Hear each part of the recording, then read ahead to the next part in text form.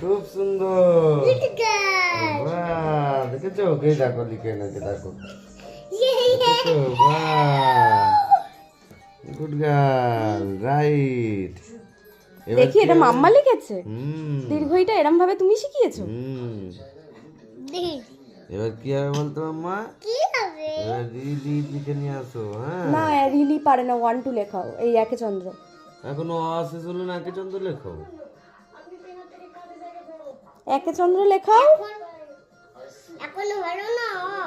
হ্যাঁ, এটা কি? আমি লিখবো। কেন? এটা কি লিখলো রি তো? হ্যাঁ ভুলে গেছো কি রি লেখা?